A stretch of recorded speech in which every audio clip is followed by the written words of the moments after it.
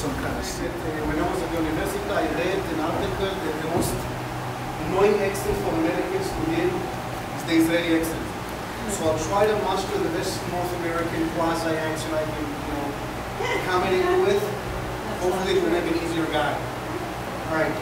So like I said, my name is Manny. I live to the west of Jerusalem, in the west country, with a cowboy hat and a gun. I suppose you can imagine what they do for a living. Nice. I teach philosophy. All right. It is.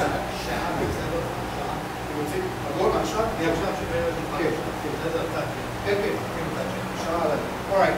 So I want to talk to you about how a barren rock mountain called Mount Moriah, where the binding of Isaac took place, and 1,000 years after the arrival of King David, turned into the second temple, which you see here, not the first temple.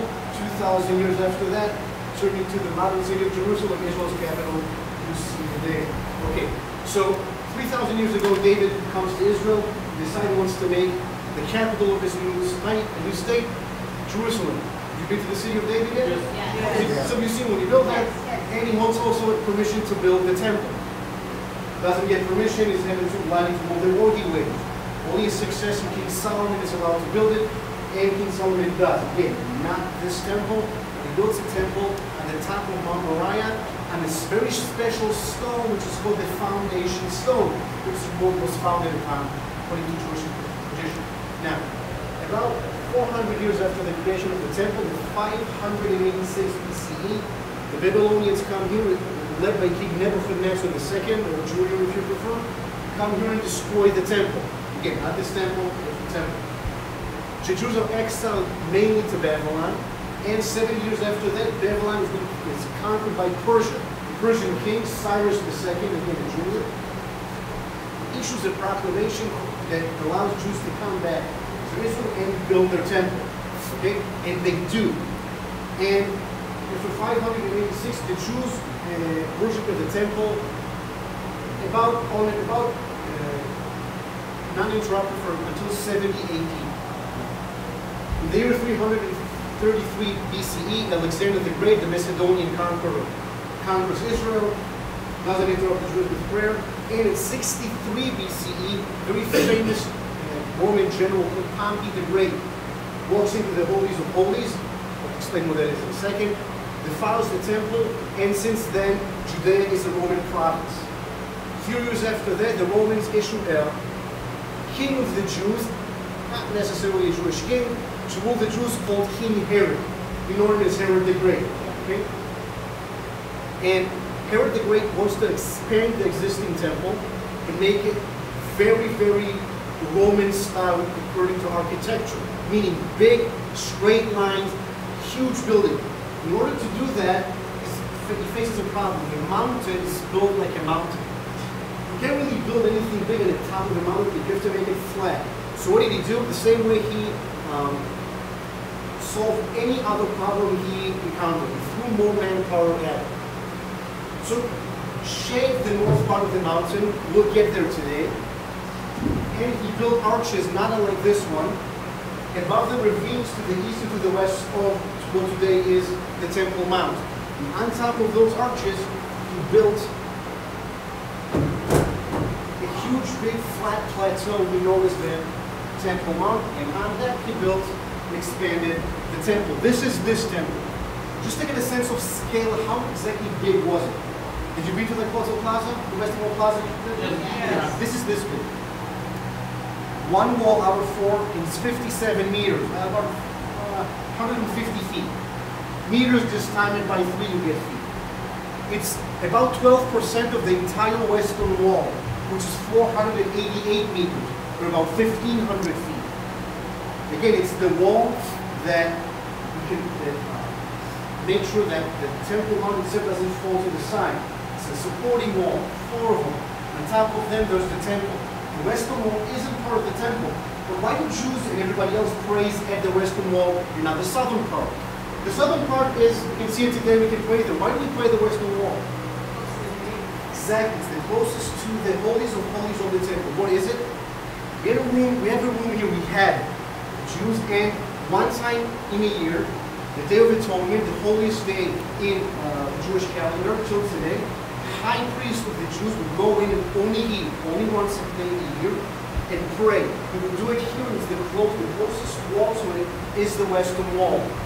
So this is why everybody else plays with the western wall, even though you can pray just as easily at the south side. The Romans ruled through Herod for about 70, and then raised the Great Jewish Revolt in year 66. 4 years later, Jerusalem falls. 4 years after that, Masada falls. So in the year 70, the Romans destroyed Titus, or Vespasian and Titus.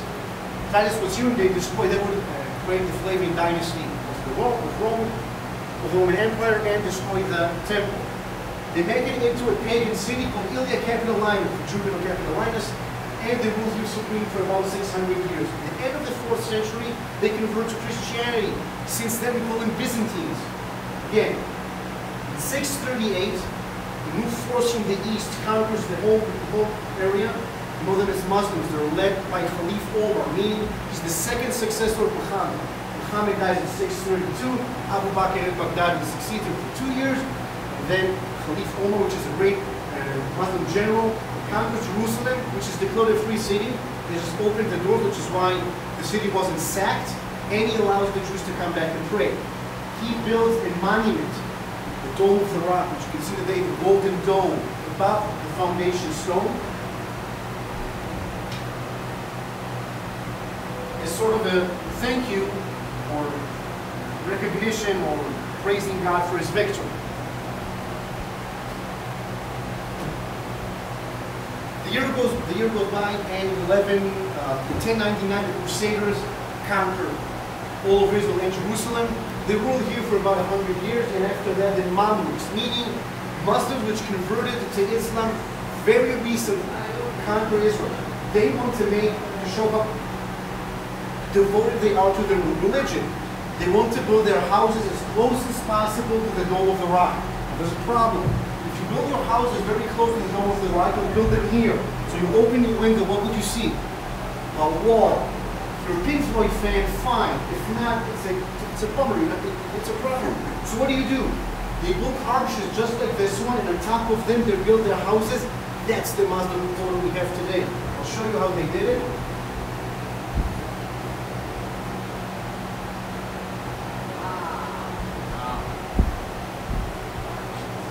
So now all you have to do is just open your door and walk. Just walk to the Dome of the Rock. The Al-Aqsa Mosque will be here. Now, the Muslims were here until 1917. 1917, General Allenby, First World War, December, enters Jerusalem. Again, General Allenby, his nickname is, if you remember, it's Apple Pie. Okay? So Allenby Apple Pie conquers Jerusalem and moves. The British ruled here for 31 years.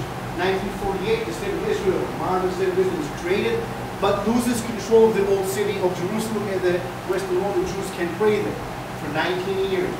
19 years later, the almost week-long war, Six-Day War, breaks. The paratroopers conquer Jerusalem, liberated, and since then, the Jews can start digging under Jerusalem. Everything we'll see today was done after 1967. Now, the Western Wall Plaza didn't exist. It was a very narrow street. How narrow? If this was the wall, if this TV is the wall over there would be the Muslim houses adjacent to it. There's no go to the plaza, and after 1967, Israel removed the houses, compensated them, removed the closest houses to the Western Wall, and started digging. So where we are now is here. We're in room number 4. 1, 2, 3, 4, right here. Okay? If we were walking here 2,000 years ago, we'd be standing roughly here. High above the valley, and again, the temple of Saleh, King Herod's temple, is the biggest place of worship in the Roman Empire. How big is it? 1 out of 5 human beings lived under Roman control. That's about 70 million people. This is the biggest place of worship. This is the biggest bridge.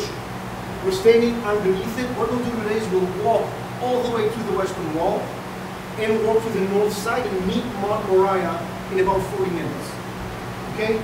Any questions? I have a question. Yes. When Herod was expanded, did he actually rebuild the temple or rebuild around it? It's a great question. 10 archaeologists would give you 11 different answers. It's between he expanded it a bit and or built around it. The best answer I can give you without information. Okay, so we're going to go, it's a very high-tech model, you can see. Befitting the startup station. So we'll go now to the left, just follow me.